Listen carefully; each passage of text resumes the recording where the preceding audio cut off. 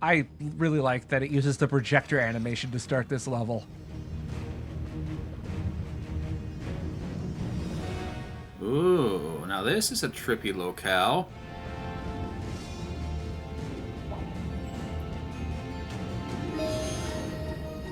Welcome to Inside the Shadow Blot. This is basically Epic Mickey's equivalent of the body of the Medi from System Shock 2. Yeah, that certainly has a very similar aesthetic. Oh my god. I feel like they missed an opportunity to do an homage to Journey to Inner Space.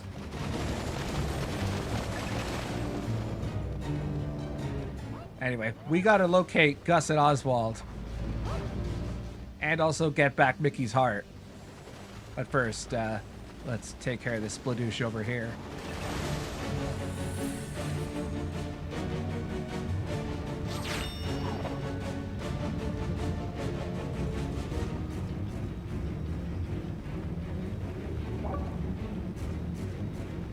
Oh, just figured that out, did you? Thanks, Gus, for providing the title drop.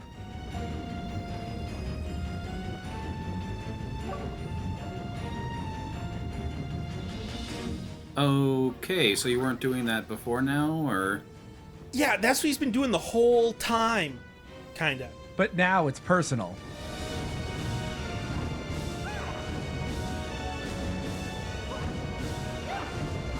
This does seem like an appropriately, epic final theme.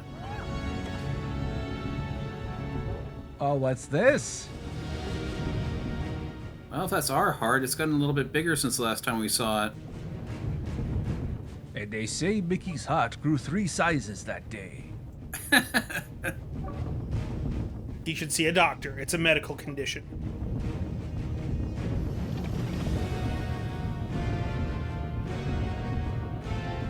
Oh, okay, so we're doing this again. Yep. We should probably check Oswald for, face huggers. Check him for bugs in his teeth. How long has he had his mouth open like that? Well, it's time to get back Mickey's heart. It was stolen and now must be retrieved. It's a citizen's cardiac arrest. Oh! Oh, dear. I've been waiting on that joke for like a week now.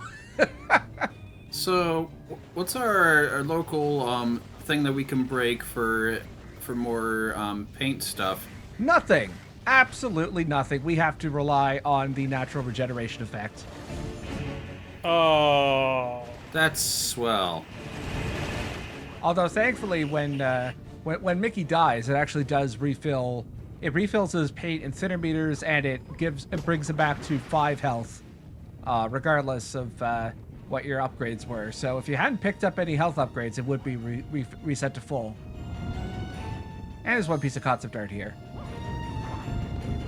Oh, that's the pose, Yeah, that is one of the very first pieces of leaked concept art, along with the horned blot concept art that we saw last video. Those were like the 2 most famous ones, back when this game was nothing more than a rumor. Also, you could use the anvil on the blotical pus spots. Yeah, I saw that. Though we do have a new enemy type over here. Oh no, wait, it's in the room after this. Yeah, like these are, the old enemy type. Yeah, the best strategy here is just to actually walk along the blotical, and just avoid the platforming entirely, because it is more dangerous to Mickey's health to actually try the platforming as intended.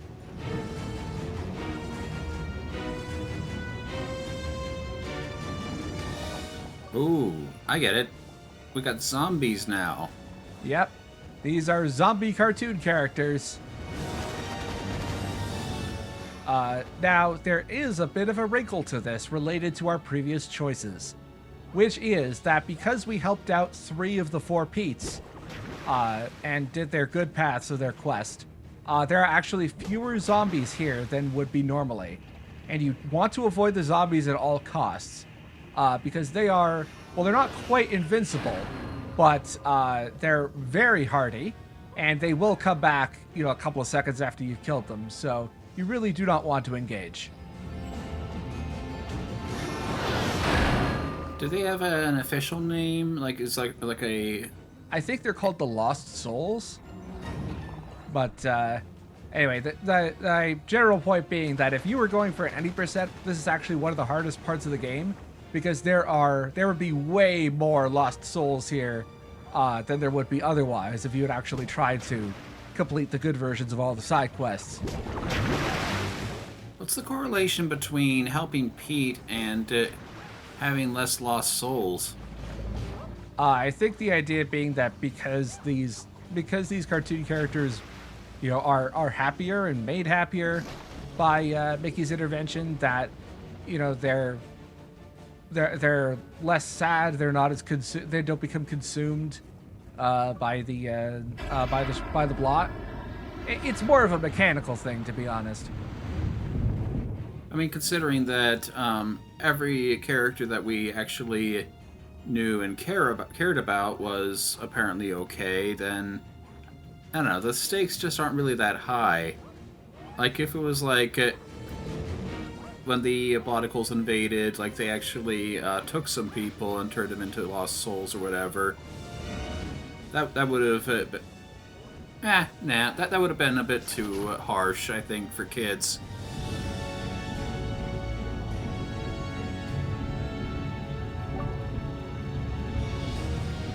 This is harsh enough for kids. Definitely. I do like that friendly Splitoosh is just hanging out there. Totally chill, Mickey. Totally chill. Just be sure not to explode the other friendly seers who are trying to fight the other one. And I don't believe you need to fight the enemies here either. I think it's mainly just about getting rid of the blotical pus spots.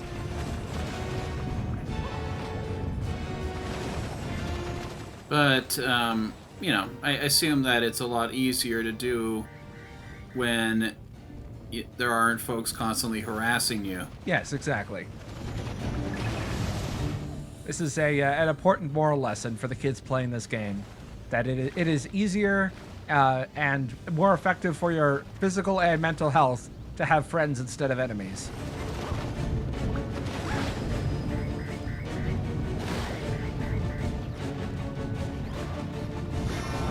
I bet there are a lot of them. Yeah, these fights are made far more difficult than they need to be because of the relative lack of paint and thinner supply. Oh, no, wait, I'm sorry. I just realized you do have to fight these groups of enemies, because there are extra rooms that get sealed off.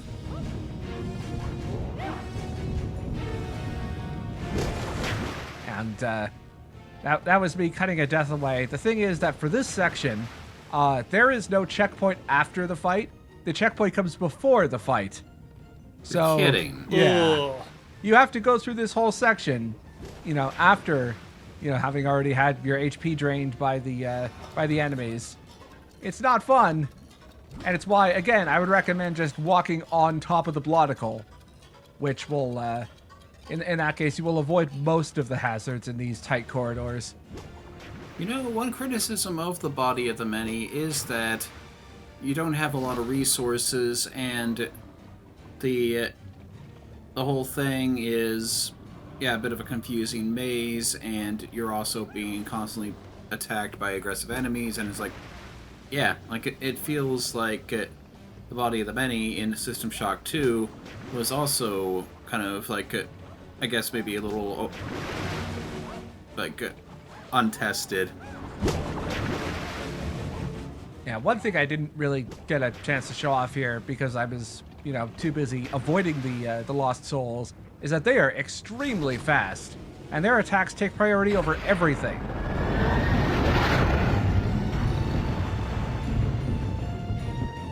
Here's a question, though.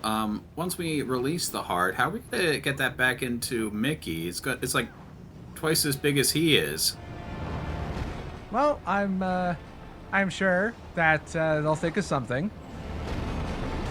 Perhaps in the final cutscene of the game. That is, assuming we can even get the heart back. I mean, if the heart is Mickey's popularity, we can't have Mickey stopping the mascot for Disney. I feel like the company would explode or something. Speaking of, by the time this video goes up, it is a decent chance that the 1920s version of Mickey Mouse will be in the public domain. Oh, you mean the one that we're distracting enemies with right now? Yes, exactly.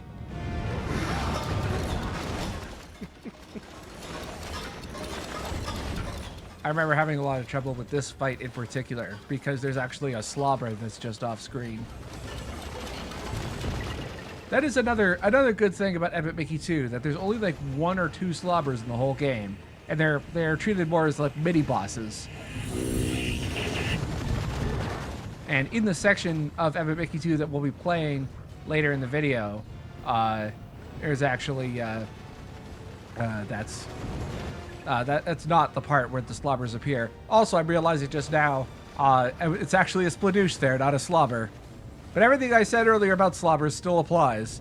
Just not in this fight. Exactly, yeah. There's a lot of meat on the bones in this section. Yeah, thankfully we are nearing the end of the Inside the Block portion. I did say that like half of this video is taken up by the end cutscene and the credits. That's a pretty decent bunch of credits. Although having just completed part of the Let's Play footage for Blasphemous, which is the next game I'm doing, those credits are absurdly long because that game was funded by Kickstarter, and of course they thank each individual Kickstarter pledger by name in very large font, and it goes on for like half an hour. Oh dear. So I'm probably going to be fast forwarding through most of that once we get to that game.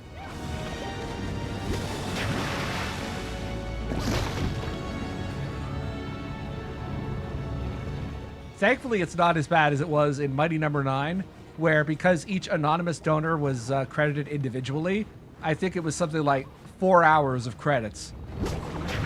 Wait. They did every single credit one by one? Well, it wasn't. Oh, yeah. It wasn't just that it was one by one. It was that everyone who was credited as an anonymous donor was credited separately.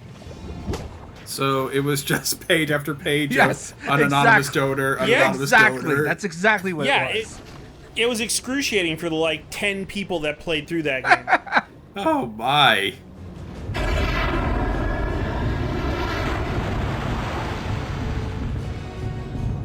I'm gonna have to look up the 4-hour video that is just the credits, and that'll be what lulls me to sleep tonight.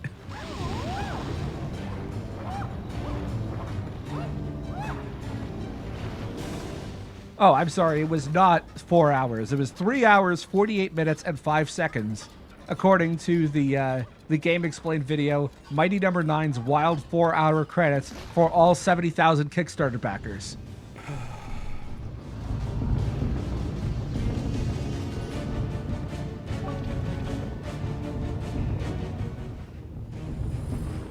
Oh man, I'm gonna tell you that Mighty Number 9 crossover DLC in Blasphemous is gonna be wild. The tonal dissonance alone.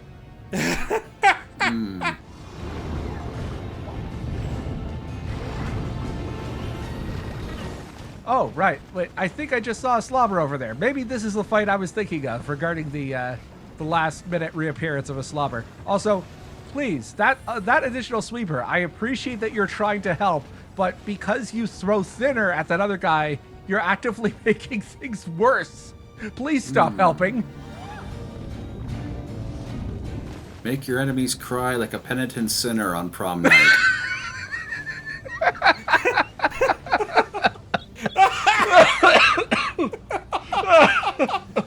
Oh my god! That's the joke of the LP, I think.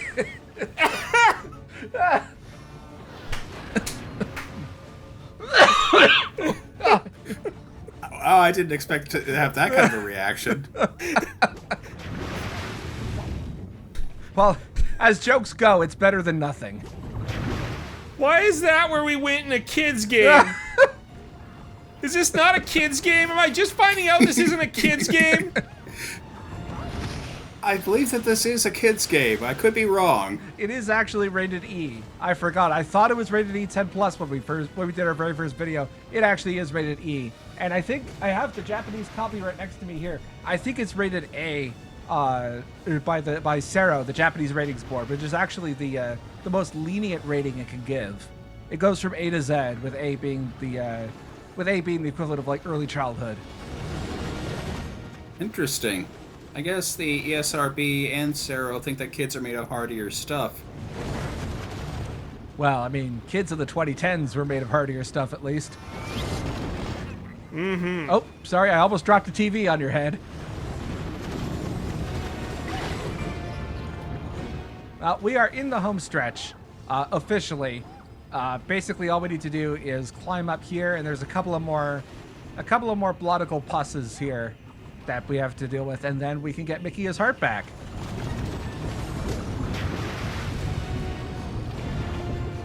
I mean, we could probably just get the heart. Like, it's not being held up by anything. Now, by game design rules, we have to clear out all the bloticles. One more to go. But before we do that, we gotta check our quest log. Oh, look at all those pins you haven't got. For shame. And for some reason, the paintings quest from Bog Easy, or Lonesome Manor, is still active. I don't know why it didn't close. It's a weird glitch. Good job, Gamebryo.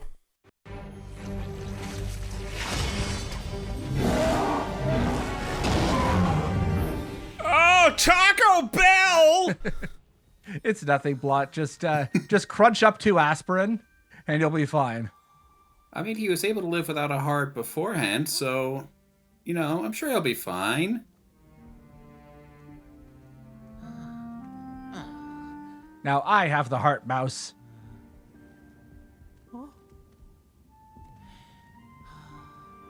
Yes, I forgot to mention Epic Mickey 2 is actually just Oswald.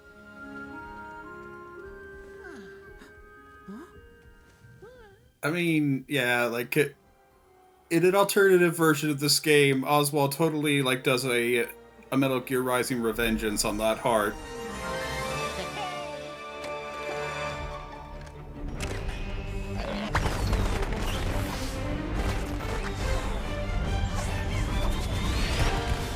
We're still inside of it. Oswald, we're still inside of it. Dude, come on. Don't worry, they can fly. Wait, they can do what now? They fly now. They fly now? They fly now. The intruder returned to my lab, but not in the way I expected. After retrieving my brush, I peered down into the world I had created and noticed something had changed. So, the way that the ending works in Epic Mickey, it's kind of like the Fallout slides. In that there's one basic ending, but there's something of a montage towards the end here, which shows you the fates of various characters based on how you treated them in the game. And I also think the tone here is a bit more pessimistic if you decide to use mainly thinner. I see, yeah. I mean, it's the ending is still the same, but it's, you know, it's a tonal change. Well, that's not a Dark Princess castle at all. And of course, What are all these light colors doing in my kid's game? Get the hell out of here. rabbit. And finally, we can unfreeze Hortensia. That is terrifying. Not anymore. I mean, I'm kind of surprised that we couldn't just do that with the paint that we had before. Now go to your room, young man. Thing about mirrors. Our reflections prompt us to reflect. And here come the ending slides.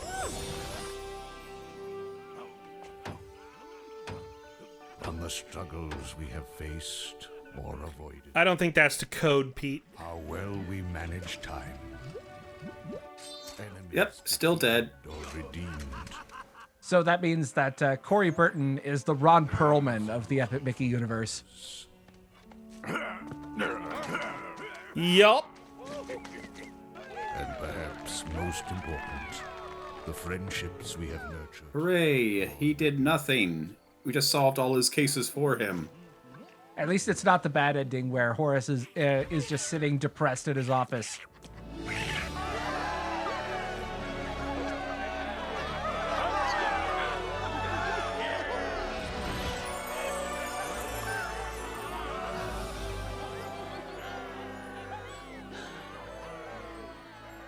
Oswald and Mickey are, in some ways, each a mirror for the other.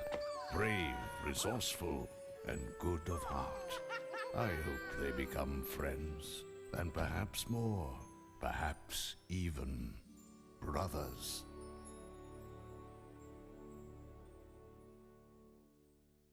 He's never going to get his own movie, is he? We can only hope for that Disney Plus series. That's been in development hell forever. And there we go. That was Epic Mickey. Good job, Warren, and everyone else at Junction Point. Yeah, you know, like, given the limitations they were working under, it wasn't that bad. I would dare say it's even really good. Very atmospheric. Amazing design. I think they had a really solid concept going into it. Got a little fetch questy, but it's not too bad. I mean, most of those fetch quests are opt-in. It's Sure. mainly leading to the side content. Yeah, it's sort of like talking about Nier, where it's like, yeah, the side quests are terrible, but overall it's still a great game. I forgot about that. I forgot. These end credits are pretty inventive.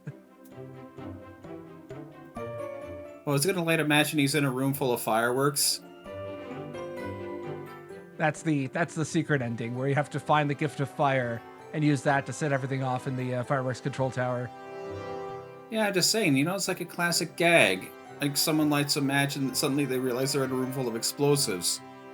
I mean, that's pretty much what happened to Goofy's character in The Whalers. Oh, speaking of,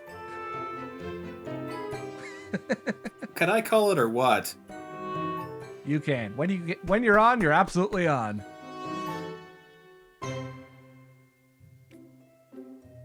And now the game is about to do my job for me. We are going to be seeing a montage of the cartoons that have been in the 2D levels, even though I went out of my way to edit them in for your convenience. Well, you know, like, it's nice that the game decided to go the extra mile. And actually, like, one thing I can really appreciate is the amount of research that went into plumbing Disney's history for all these little things, like all these little lost artifacts of Disney's past. Like, they just put so much work into this. Yeah, well, as Roy said earlier, as long as it's not Song of the South, it was eligible for this game. Yeah.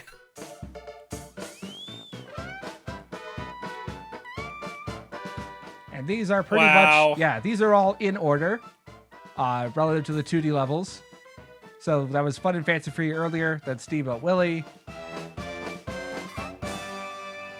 And then Clock Cleaners. We could never forget Clock Cleaners.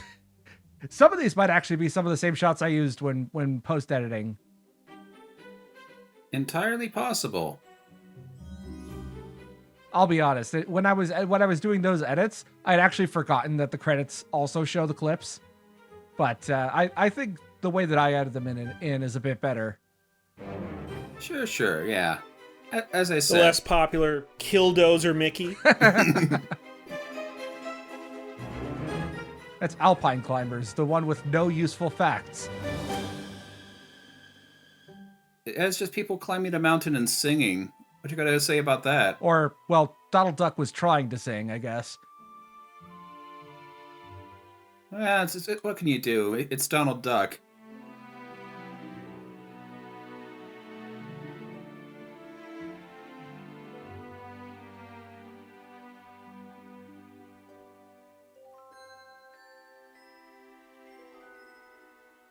Man, it's just amazing to see like the amount of imagination Disney Animation had. Yeah. I think I still stand by what I said earlier that this game's design does a good job of taking the playstyle matters philosophy of games like Thief, Deus Ex, or System Shock and adapting it into, a pretty complex 3D platformer for younger kids.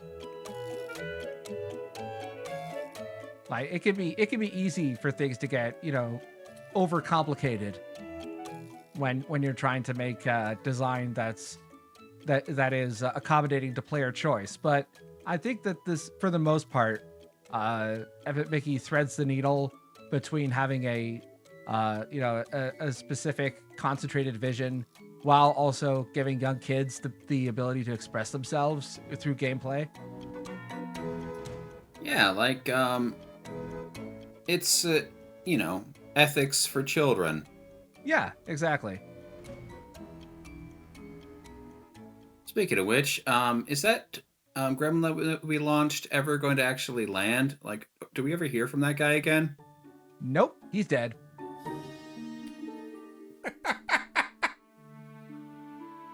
And I have ensured Mickey will get into no more mischief in my workshop. Then again, he is Mickey Mouse.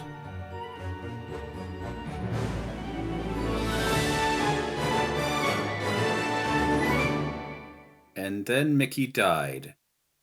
And then Junction Point died immediately afterward when Epic Mickey 2 only sold 250,000 copies despite being on like 4 or 5 different platforms.